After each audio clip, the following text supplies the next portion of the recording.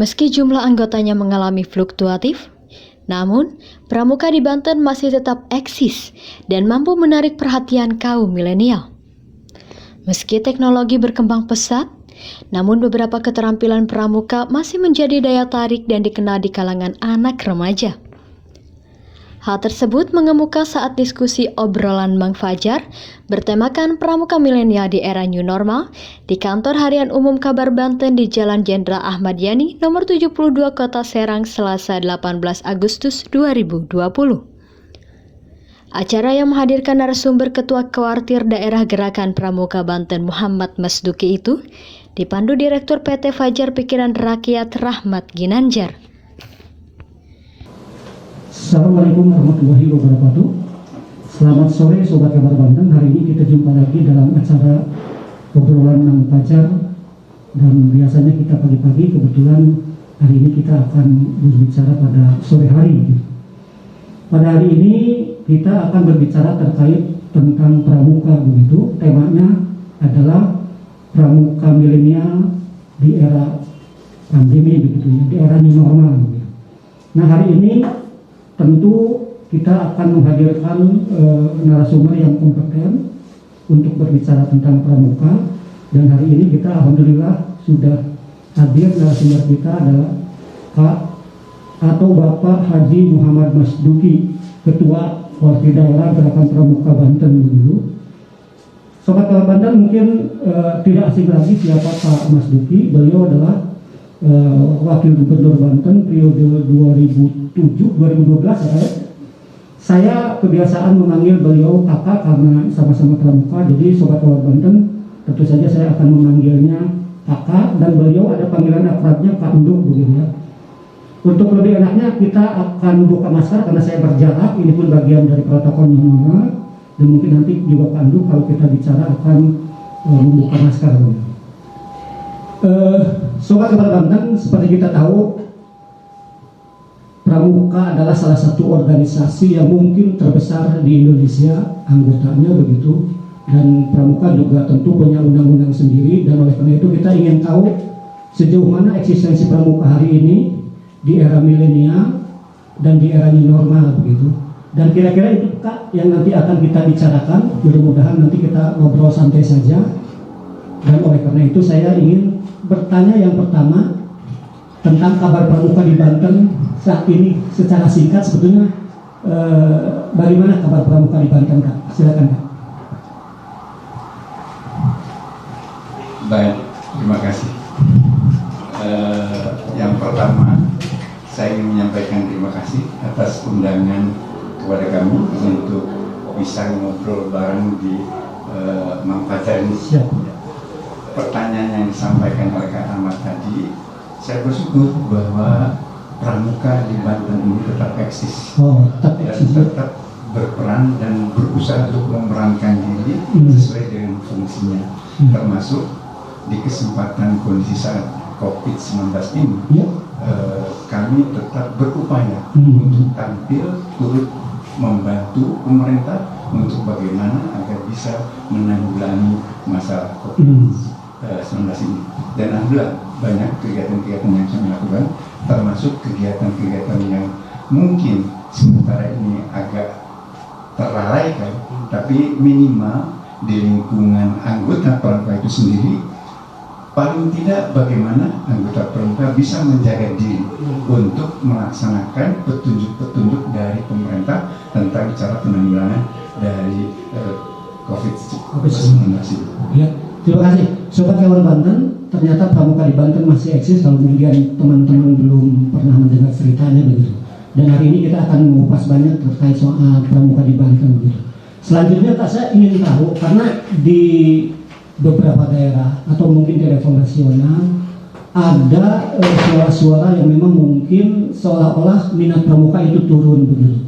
Nah, saya ingin mengatakan mungkin kalau Kakak punya data, sekarang anggota pramuka di Banten sebetulnya bertambah atau tetap atau turun sebetulnya Kak? Secara pasti memang fluktuasi. Oh, fluktuasi ya. Tapi saya yakin bahwa pramuka tidak akan pernah menurun. Sepanjang memang para pembina kita, para orang tua kita itu tetap mendorong anak-anaknya untuk bisa ikut aktif dalam gerakan pramuka. Pada dasarnya sebenarnya kegiatan-kegiatan pramuka itu cukup menarik dalam arti tergantung para pembinanya. Sepanjang pembinanya itu punya kemampuan untuk menarik anak-anak, saya pastikan bahwa anak-anak tertarik dalam berbagai kegiatan di gerakan pramuka ini. Karena contoh konkret banyak kegiatan-kegiatan kepramukaan itu yang diadop oleh organisasi-organisasi lain. Mungkin Kak Ahmad tahu sendiri, seperti yang berkaitan dengan camping, kemudian juga itu seperti cikal bakal itu bukan di organisasi biasa, tapi justru yang dulu sebelum itu justru pramuka lah yang menampilkan kegiatan-kegiatan seperti itu. Dan memang gerakan pramuka itu berkegiatan itu di luar rumah dan di luar sekolah, tapi di alam terbuka. Itulah yang pasti kalau sekiranya pembinanya itu punya kemampuan lebih untuk mengajak mereka berkegiatan di luar sekolah, di luar rumah, insya Allah saya pikir tetap pramuka sampai kapan akan menarik buat anak-anak. Siap. Nah, Sobat Kabar Banten, kita ingin tanya lebih jauh nih terkait soal pramuka. Kak, bahwa pramuka itu memang punya daya tarik. Nah, sekarang ada tantangan, bahkan mungkin tantangan ini bukan tantangan yang dihadapi organisasi gerakan pramuka saja, tapi organisasi lain, komponen lain, bahkan bangsa terkait era milenial.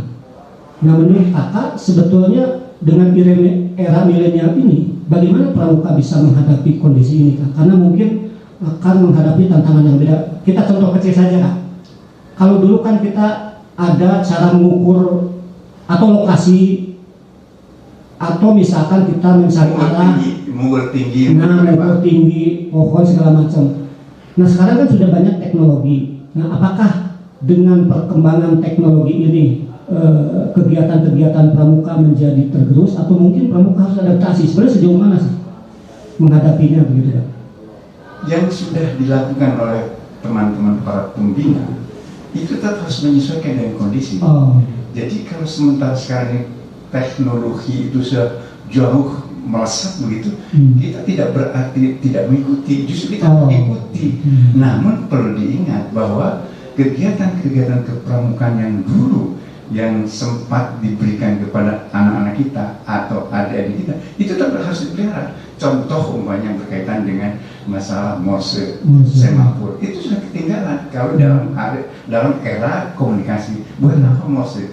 Buat apa semafor? Tapi justru suatu saat dia tersesat di hutan, kemudian yang black spot dan sebagainya, itu bisa dimanfaatkan. Umpamanya dengan semboyan api, semboyan hasil kita asap itu bisa digunakan sebagai kode di mana kita berada. Tapi kalau sekarang kebetulan blank spot, kita nggak bisa berhubungan. Ini salah satu contoh. Begitu juga punya mengukur tinggi, mengukur lebar, itu keterampilan buat mereka. Memang sepanjang alat itu ada, bisa dilakukan dengan teknologi yang tinggi. Tapi kalau kebetulan tidak ada, apakah kita harus menunggu teknologi itu? Jadi tetap hal yang seperti itu, baik mengukur tinggi, mengukur kedalaman, mengukur lebar, kemudian juga Morse, kemudian semafor, itu tetap diperlukan untuk mereka. Juga melatih untuk IQ mereka seperti semafor, seperti Morse. Itu kan kalau bukan orang-orang yang tekun, itu tidak akan bisa menghafal semafor maupun Morse. Jangan dilihat itu mah jadul dengan zaman dulu. Tidak, tapi justru dengan keterampilan itu dia akan menambah kecerdasan. Cuma tentunya dengan kondisi sekarang ini teknologi yang begitu tinggi, kita tidak boleh ketinggalan. Ya, apalagi zaman sekarang ini yang sampai kita tidak bisa menggunakan laptop atau menggunakan jaringan-jaringan tertentu untuk bisa berkomunikasi dengan teman-temannya atau dengan lingkungannya. Artinya pramuka tetap mengikuti perkembangan, ya, adaptif begitu, Kak, ya? Ya, Sobat Kabar Banten, jadi jangan menyebut-nyebut pramuka jadul begitu, karena pramuka juga ternyata mengikuti perkembangan zaman, perkembangan teknologi begitu. Nah, saya ingin tanggapan dari kakak yang menyebut-nyebut sebagian orang bahwa kegiatan kepramukaan itu dianggap jadul. Sebetulnya gimana, Kak? Mungkin orang dari sisi sempitnya itu tadi, gitu ya. Seperti ngapain juga sih belajar Morse, ngapain juga sih belajar semafor, itu udah ketinggalan zaman. Kalau untuk berhubungan cukup dengan handphone, cukup dengan alat komunikasi yang lain. Tapi sekarang tadi saya katakan Morse bisa digunakan dan semafor bisa digunakan. Pertama untuk melatih IQ kita, bagaimana dia menghafal huruf-huruf Morse, huruf-huruf semafor dan sebagainya, termasuk juga tali temali dan sebagainya. Itu kan itu keterampilan tertentu pada saat dia harus membuat jembatan, bagaimana cara menarik rangkaian tiang dan sebagainya dengan alat-alat yang sangat sederhana. Kalau kita hanya mengandalkan kepada teknologi yang tinggi, kalau memang ada pada saat mungkin dia di hutan dan sebagainya, atau pada saat survival dan sebagainya, itu kan nggak harus mencari alat-alat yang canggih, tapi bagaimana dia bisa melakukan menggunakan alat-alat yang ada, menggunakan bahan-bahan yang ada, sehingga dia masih tetap bisa survive gitu. Jadi kalau orang mengatakan jadul, bisa saja dari sisi yang sempit. Buat apa sih katanya camping, umpamanya harus masak sendiri ngalir sendiri. Tapi justru di situ itu melatih buat mereka, bukan melatih susah. Paling tidak pada suatu saat dia bertemu atau terkena hal seperti, dia tidak akan kaget. Tapi kalau dia setiap saat harus karena dilengkapi dengan camping harus bawa rice cooker atau dengan peralatan-peralatan dapur yang modern, itu memang untuk kemudian tapi ingat, tidak selamanya seseorang itu mendapatkan kemudahan. Tapi pada suatu saat dia pergi ke suatu tempat dan ternyata dia mendapatkan hambatan, kendala dan sebagainya, dia akan tetap eksis, dia akan tetap tegar untuk menghadapi kondisi seperti itu. Nah kemudian gini kan ada juga sebagian orang tua yang mengkhawatirkan karena kegiatan pramuka di alam bebas di luar sekolah begitu, kekhawatiran soal risiko gitu. Nah sebenarnya keamanan berkegiatan di luar, manajemen risiko di pramuka seperti apa? Karena pernah kejadian kemarin saja beberapa tahun terakhir kalau nggak salah di Jogja, dan itu juga menjadi catatan penting citra pramuka gitu. Nah sebenarnya soal manajemen risiko berkegiatan di luar seperti apa? Ini kembali kepada pembina. Pembina bukan berarti menyalahkan kepada pembina, tapi betul-betul harus dengan cermat. Pada suatu saat dia akan berkegiatan, apalagi mengajak adik-adik, anak binaannya, apa yang akan dia lakukan?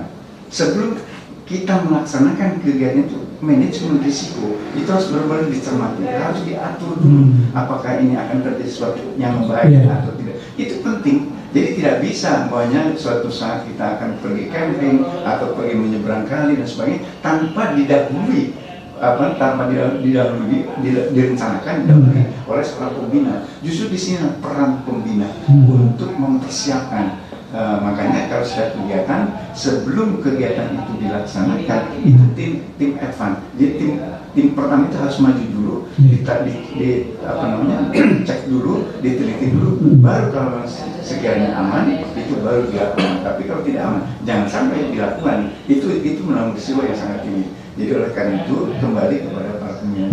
Lain halnya kalau istilahnya emergensi, suatu saat dia terpaksa jalan ke suatu tempat yang tidak tahu harus bagaimana, itu kan di situ itu pun harus berhati-hati, harus memperhitungkan suatu saat dia berjalan di hutan, ada kali yang belum sempat disurvey, dia harus pandai. Itu kembali tadi bagaimana mengukur tinggi, bagaimana mengukur kedalaman, di situ peran daripada para pembina. Sepanjang pembina itu punya kemampuan, sepanjang pembina itu memang betul-betul terampil dan ahli, insya Allah yang namanya manajemen risiko itu sudah diatur sebelum-sebelumnya. Jadi sebelum berangkat itu harus sudah mempersiapkan diri. Artinya sebetulnya SOP itu sudah menjadi kebiasaan di pramuka ya? Ada jadi petunjuk pedoman-pedoman yang memang mengharuskan seorang pembina itu seperti itu. Jadi jangan coba-coba seorang pembina membawa anak-anak, terutama itu penggalang. Apalagi kalau saya kan belum diperkenankan untuk berdiri sendiri. Tapi kalau penegak dan pandega lebih kepada pendampingan. Jadi di samping para pembina, kalau untuk penegak dan pandega itu diberikan juga kesempatan kepada para penegak dan pandega itu mempersiapkan diri untuk menyelamatkan diri dan untuk memperhitungkan apakah yang akan dilakukan oleh yang mereka itu membahayakan atau tidak. Dia harus ikut berpikir dan pembina mendampingi itu untuk tingkat penegakan dan pendidikan. Tapi kalau untuk penggalang itu lebih kepada dibimbing oleh para pembinanya. Kalau siaga memang masih diasuh kalau untuk siaga itu, dan itu untuk siaga sebenarnya tidak diperkenankan camping. Jadi kadang-kadang salah kaprah anak siaga sudah diajak camping, padahal sebenarnya tidak ada. Jadi, sekalipun di lingkungan sekolah. Ya, jadi sebenarnya untuk tingkat siaga itu belum, hanya diperkenalkan saja. Dan kalau dulu waktu masih zaman kepanduan istilahnya camping siang hari. Kalau bahasa Belanda itu dahkam. Jadi istilahnya camping siang hari yang didampingi oleh para pembina untuk siaga, untuk cuma siang hari saja ya? Ya, kalau untuk siaga. Tapi kan sekarang tidak. Justru anak-anak itu senangnya kalau camping siang malam begitu. Nah di sini risiko yang harus bersami gitu ya. Bersami. Dan itu sebenarnya harus betul-betul para pembinanya itu benar-benar istilahnya mengatur, menata, jangan sampai timbul kejadian-kejadian yang tidak diinginkan. Gitu. Iya. Nah, banyak mungkin Sobat Kabar Banten juga yang ingin mengetahui sebetulnya manfaat kegiatan pramuka nih Pak Kak secara spesifik bagi keluarga, terus bagi yang lebih besar gitu kepentingan istilahnya bangsa seperti apa sebetulnya di dalam peran-peran strategisnya sebetulnya apa? Intinya sebenarnya sesuai dengan tujuan gerakan pramuka itu sendiri, bahwa pramuka itu membentuk insan-insan pramuka yang beriman dan bertakwa, berakhlak mulia, berbudi pekerti, disiplin, taat, aturan dan sebagainya. Dari situ saja kalau diurai, pertama umpamanya berkaitan dengan keimanan dan ketakwaan. Kita pada suatu saat berkegiatan jangan lupa masalah keimanan dan ketakwaan ini harus diterapkan dulu, karena dengan modal keimanan dan ketakwaan yang lainnya itu bisa mengikuti dengan baik. Akhlaknya, ya, budi pekertinya, disiplinnya. Kan kalau sudah taat melaksanakan ibadah sholat 5 waktu, kan itu sudah termasuk disiplin. Pada suatu dia harus sholat. Jadi kalau dikatakan manfaatnya seperti apa, barangkali sangat besar sekali manfaatnya. Hanya kembali tadi kepada pembinanya. Kalau pembinanya betul-betul tekun, pembinanya itu memberikan contoh yang terbaik, insya Allah mereka akan menjadi insan-insan yang sesuai dengan tujuan gerakan pramuka itu sendiri. Ya. Berikutnya terkait soal misalkan era sekarang kan ya yang terakhir mungkin kita menghadapi kondisi bencana pandemi COVID. Nah sekarang pramuka perannya di mana sebetulnya Pak? Apakah pramuka juga ikut terjun dalam katakan pencegahan segala macam? Mungkin kemarin ada kegiatan-kegiatan juga begitu Pak. Masyarakat mungkin ingin tahu gitu, karena kalau kita lihat kan beberapa usia pramuka mungkin usia sekolah ya, dalam aspek mungkin kompetensi juga mungkin tidak terlalu kompeten, tapi mungkin ada peran-peran yang bisa diperankan oleh pramuka dalam masa era pandemi ini Kak.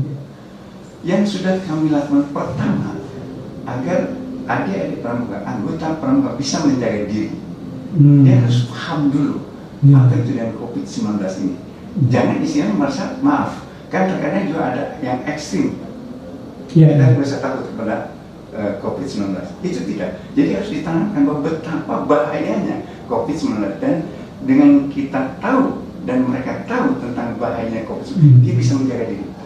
Itu yang pertama yang harus ditanamkan dulu. Jangan dulu cerita kita bagaimana memberitakan kepada orang lain dulu, tapi dirinya dulu sendiri.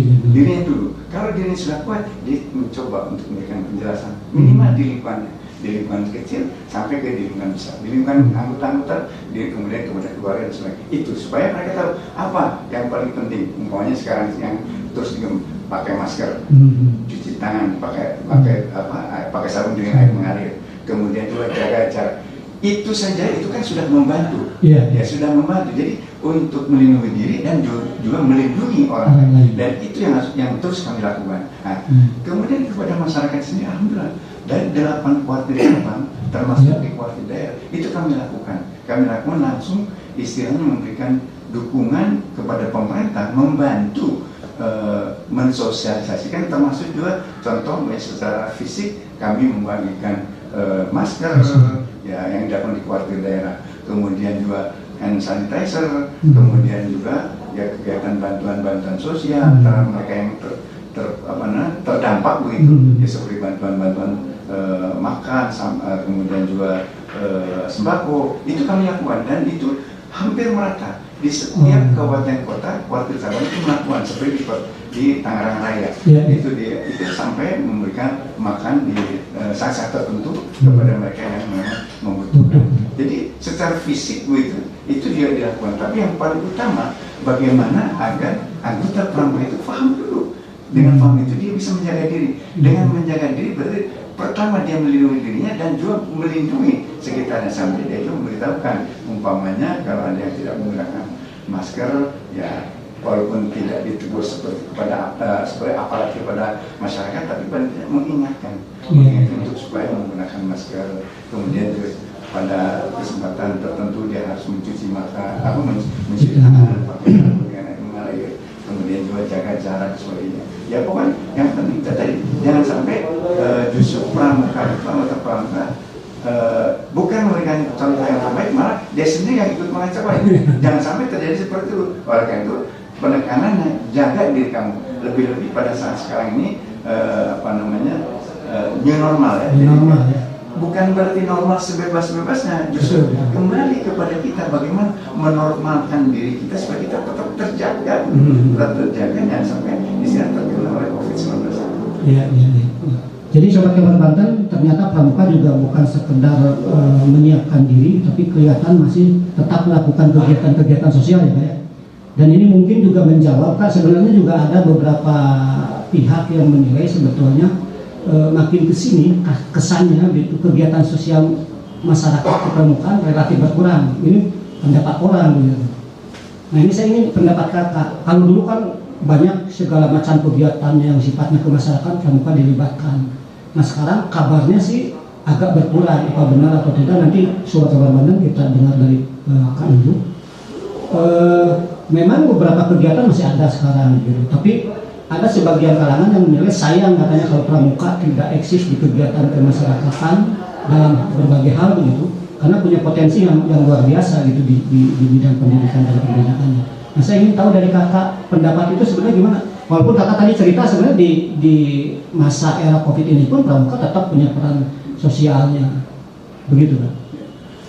Saya bersyukur dan berterima kasih kepada teman-teman baik di tingkat kuartir daerah maupun juga di tingkat kuartir cabang. Mereka tetap melakukan kegiatan walaupun terbatas, seperti umpamanya kegiatan-kegiatan yang sifatnya pertemuan melalui Zoom, membahas masalah-masalah tertentu. Banyak kegiatan-kegiatan yang dilakukan seperti pembinaan satuan-satuan karya. Bahkan nanti beberapa waktu yang akan datang itu kami akan ada pertemuan bagaimana meningkatkan potensi daripada satuan karya, baik dalam kegiatan substansinya dari satuan karya itu sendiri, termasuk juga dalam kaitannya dengan bagaimana ikut serta mengaktifkan kembali, mendorong kembali dalam penanggulangan COVID-19. Jadi kalau berbicara kegiatan, saya bersyukur dan berterima kasih sekali kepada teman-teman pengurus di kuartir cabang yang alhamdulillah mereka begitu bersemangat melakukan kegiatan-kegiatan di masing-masing kuartir cabang sesuai dengan protokol kesehatan. Jadi walaupun ada kegiatan, tetap protokol kesehatan itu merupakan hal yang paling utama. Di antaranya kita kalau ada kegiatan itu tidak bertemu tatap muka, tapi dengan cara Zoom. Dan itu sudah beberapa kali kami lakukan, seperti ada putaran pelatih, kemudian juga ada kanang pamitran, dan itu melibatkan para pembina di seluruh provinsi Banten. Itu dilakukan. Jadi, yang pakai Zoom itu ya? Pakai Zoom itu. Jadi itu cukup efektif dan bisa berkomunikasi. Jadi ada masalah-masalah yang mungkin dihadapi oleh mereka di tingkat kuartir cabang itu bisa diangkat di dalam pertemuan, baik di tahun pelatih maupun kemarin itu, kemudian juga termasuk pertemuan-pertemuan pembina ini, karena pamitan. Dan alhamdulillah cukup antusias mereka. Jadi dari seluruh kuartir cabang itu ikut di dalam kegiatan Zoom itu, dan ada hasil-hasil yang istilahnya tidak merasakan bahwa tidak berkegiatan, tapi justru banyak kegiatan-kegiatan. Kalau banyak dibuka, yang mungkin setiap saat bisa dilakukan, karena di antara mereka juga di lingkaran kuartir cabang itu melaksanakan juga dengan kuartir-kuartir ranting dan sebagainya. Dan insya Allah nanti besok pagi, selain tadi pun kami mengadakan beberapa rangkaian kegiatan ziarah ke makam pahlawan nasional Brigjen Sangkut, kemudian ada kegiatan-kegiatan yang lain yang memang kami lakukan hari ini. Kemudian besok insya Allah ada upacara tingkat kuartir daerah tentang memperingati Hari Ulang Tahun Pramuka yang ke-10. Berikutnya Kak, kegiatan upacara Hari Pramuka kan kalau tingkat nasional sudah diselenggarakan ya tanggal 12. Nah, salah satu hal yang kita juga mendengar semacam curhatan Kak Warnas, Kak Buas, beliau cerita terkait soal dampak COVID, khususnya terkait soal ekonomi. Dan rupanya juga ada pengakuan bahwa ternyata di Kuarnas pun ada semacam dampaknya soal anggaran gitu.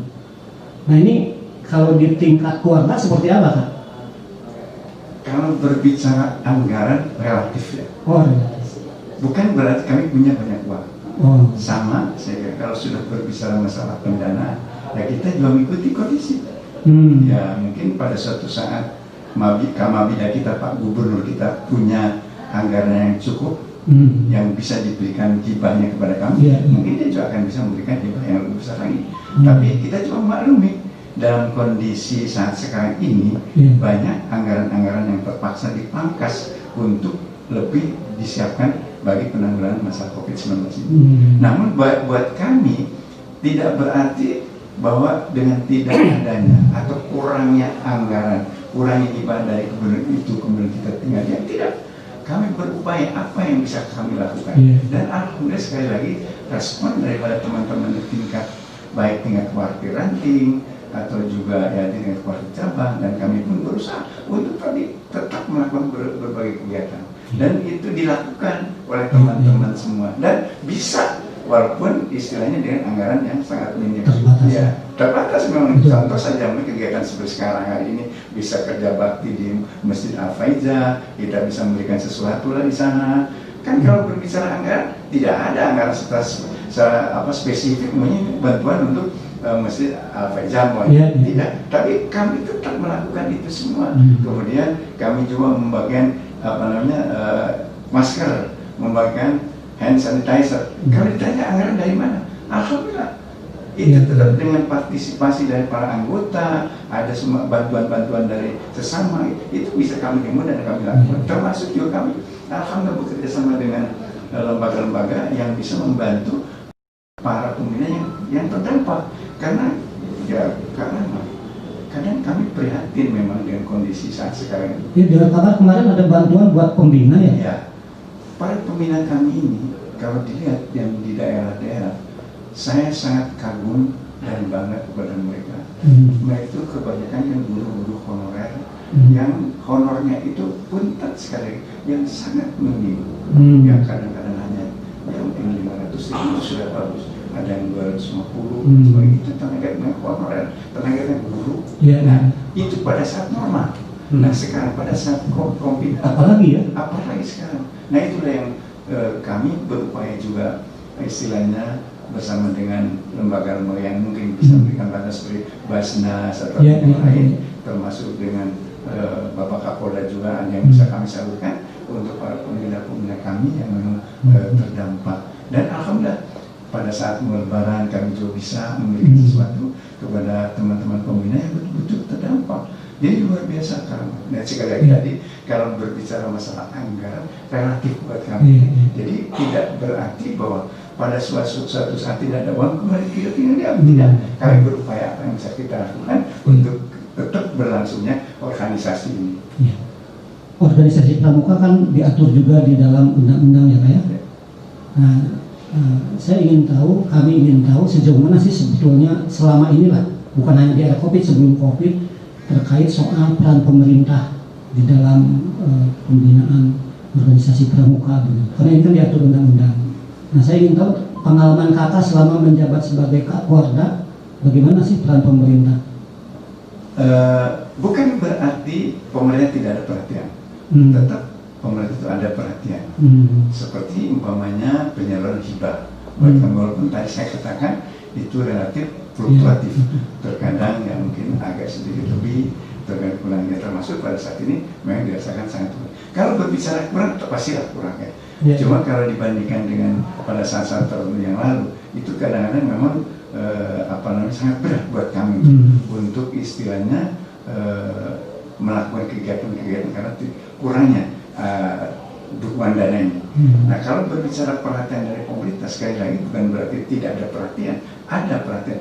Cuma yang kami harapkan sekali bukan hanya masalah materi saja, bukan hanya sekedar istilah hibah saja, tapi justru peran untuk dorongan kepada teman-teman di lapangan, ya seperti kuartir-kuartir, baik di tingkat kuartir daerah, kemudian kuartir cabang, kuartir ranting, itu perlu. Kenapa?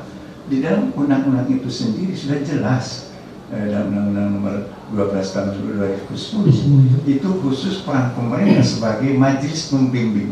Suka tidak suka bahwa pimpinan daerah itu adalah sebagai ketua majelis pembimbing, mulai dari gubernur selaku ketua majelis pembimbing daerah Kamabida, kemudian di kuartir cabang itu bupati atau wali kota sebagai Kamabida, istilahnya ketua majelis pembimbing cabang, dan camat itu suka tidak suka menjadi Kamabiran, ketua majelis pembimbing ranting. Itu harus, suka tidak suka, mau tidak mau, dia harus melaksanakan tugas-tugas sebagai majelis pembimbing. Dan fungsinya majelis pembimbing itu bukan hanya sekedar memberikan material. Memang itu ada secara spesifik dinyatakan memberikan material dan finansial, tapi juga moral, dorongan administrasi, mendorong bagaimana agar organisasi ini bisa berjalan. Minimal barangkali adalah pertemuan-pertemuan antara majelis pembimbing dengan para kuartir cabang, ada kuartir daerah, jadi dengan pengurus kuartir. Nah, ini yang sampai saat ini nampaknya agak kurang dilakukan oleh ketua majelis pembimbing, tapi tidak semua. Tapi di kuartir cabang ada bupati yang begitu aktif, yang memberikan dorongan, ada juga yang kurang, ada bahkan kadang-kadang ya itu yang mungkin entah ya karena kesibukan dan sebagainya tidak berkesempatan, termasuk juga di kuartir daerah. Ya istilahnya kami berharap bahwa Pak Gubernur ini bukan hanya sekedar memberikan hibah, yang hibahnya pada saat ini sangat menurun, tapi juga tadi dorongan moral, dorongan yang bagaimana agar organisasi pramuka ini bisa lebih baik lagi, berikan petunjuk, berikan arahan, bila perlu dimarahi kalau perlu dianggap ini enggak eksis. Jadi tetap kami siap saja. Dan pada dasarnya kami ini sebagai relawan-relawan, saya kan saat ini sudah 2 periode di Banten ini sebagai ketua kuartir daerah. Jadi apa sih yang saya cari? Saya ini pengabdian saja. Nah, kalau berbicara pengabdian, kan tidak ada istilahnya berharap untuk mendapatkan imbalan secara materi dan sebagainya. Jadi kalau boleh saya menyampaikan, sebenarnya pramuka itu membantu pemerintah ikut serta membina anak-anak, membina generasi muda, agar generasi muda ini menjadi insan-insan yang beriman dan bertakwa, berbudi pekerti luhur, berakhlak mulia, disiplin dan taat, patuh taat kepada aturan, dan banyak lagi. Tapi intinya bagaimana ikut serta membantu membina generasi muda ini. Bayangkan, ya mungkin tinggal orang melihat seperti apa. Apakah pramuka sudah bersikap atau belum? Kan relatif juga. Tapi kita harus berterima kasih, bersyukur barangkali bahwa pramuka masih ikut berperan.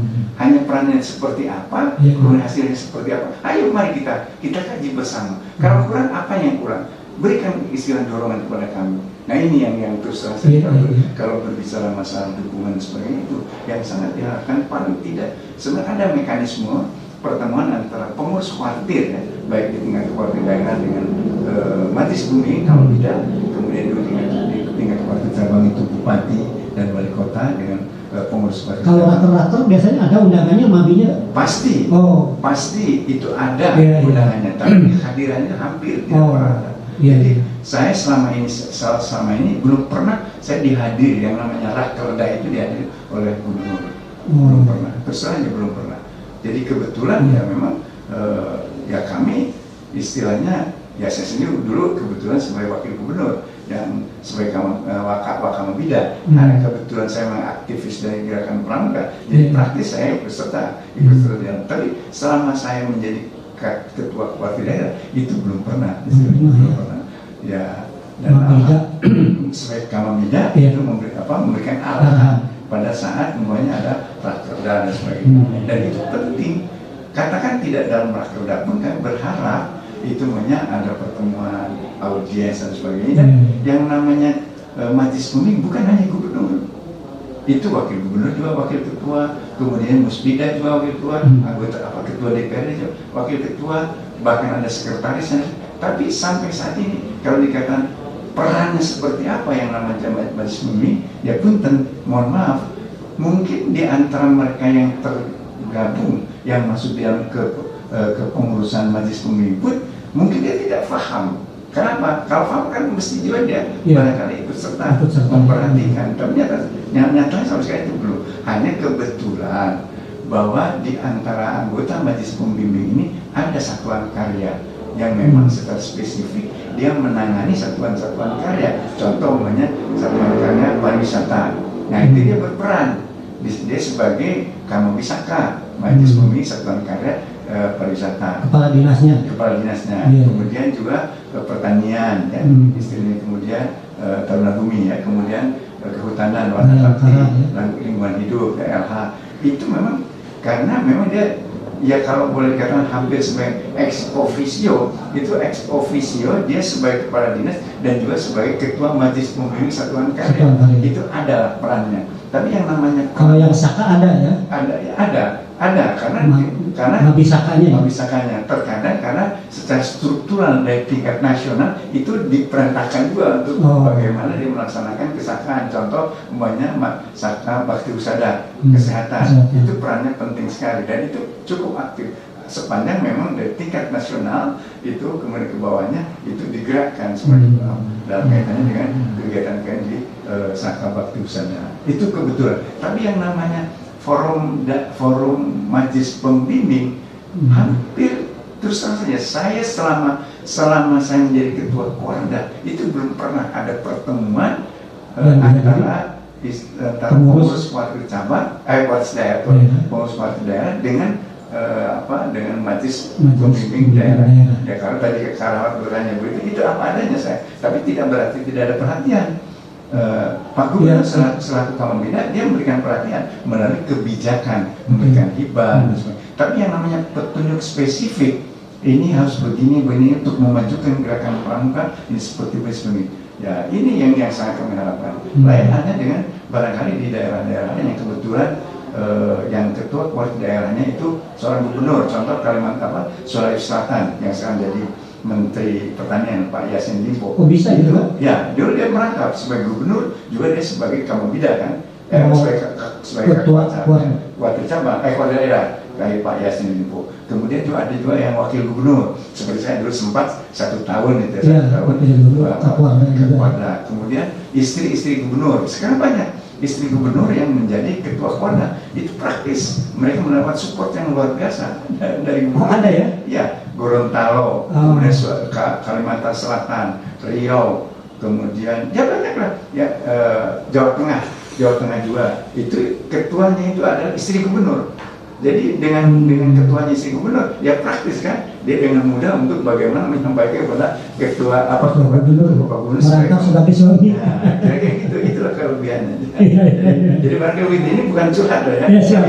Sebenarnya pertanyaan, Pertanyaan. saya sampaikan betul. Ya, apa adanya, bukan berarti saya istilahnya tidak berarti tidak menghargai atau tidak katakan tidak menerima apa yang diberikan oleh Pak Gubernur, tidak. Kami saya katakan perhatian ada, cuma tidak sebatas ada yang memberikan hibah dan sebagainya. Tapi yang namanya moral, dorongan dan sebagainya itu masih belum dilakukan. Gitu.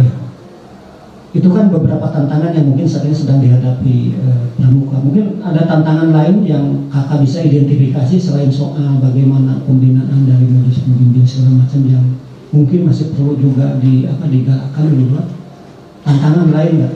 Terutama mungkin di era milenial nih, mungkin programnya harus seperti apa, mengadaptasikan dengan kondisi begitu. Kembali barangkali pembina. Oh, pembina. Kan semuanya relevan karena. Iya. Jadi paksa kan sudah rela.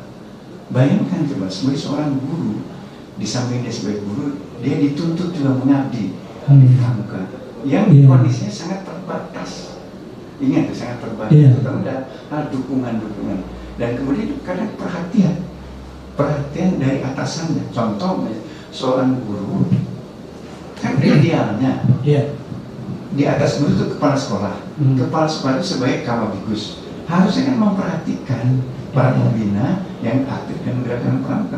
Ini terkadang istilahnya bukan diperhatikan, kadang-kadang istilahnya ya tadi kurang mendapatkan respon kalau suatu saat guru itu beraktivitas di pramuka, bukan mendapatkan pujian, kadang-kadang teguran, ini kanan. Jadi kembali ke bagaimana ke depan agar anak-anak pramuka itu lebih baik lagi, kembali pada pembina itu. Karena pembina diberikan kesempatan dengan luas dalam membinanya, kemudian juga diberikan fasilitas semuanya walaupun tidak maksimal, dia akan sangat-sangat, dan itulah jadi tantangannya. Tolonglah istilah hargai para pembina-pembina kami, terutama yang notabene bahwa pembina kami adalah para guru, termasuk juga guru-guru honorer. Itu yang sangat, ya bukan berarti perlu dikasihani, bukan, tidak perlu dikasihani, tapi yang penting diperhatikan. Beda loh ya, dikasihani dengan diperhatikan. Beda, ya beda. Kalau kasihani, aduh karunya, iya kasihan dia, tidak, tapi perhatikan, berikan dorongan semangat ya. Insya Allah bahwa teman-teman kami, para pembina ini dengan dorongan semangat ini, dia akan lebih semangat lagi.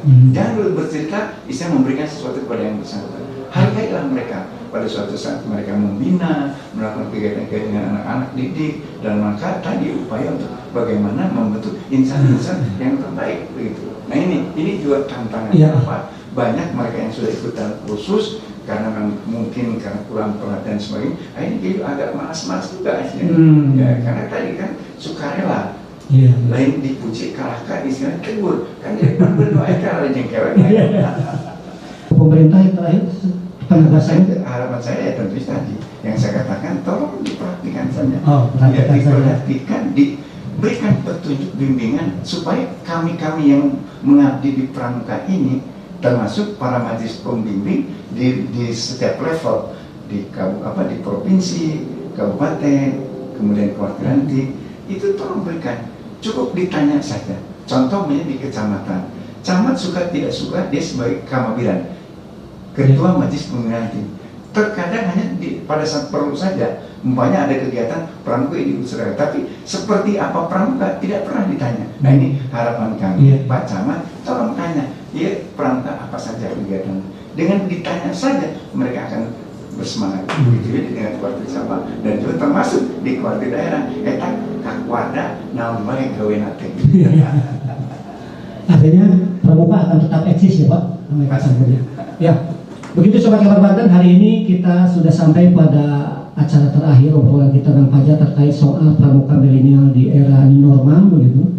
Kak Warda, Kak Enduk sudah menyampaikan beberapa poin terkait hal penting dan strategis eksistensi pramuka begitu. Dan tentu ini juga tadi Kak Enduk sudah mengingatkan, berharap kepada masyarakat untuk juga memperhatikan kalau memang pembina ada yang perlu diingatkan. Begitu juga kepada pemerintah daerah, provinsi, kabupaten, kota, atau kecamatan sebagai majelis pembimbing ya, diharapkan untuk ikut memperhatikan, karena seperti tadi dikatakan oleh Kak Enduk bahwa pramuka itu punya peran strategis membantu pemerintah, dan itu menjadi catatan penting di obrolan kali ini.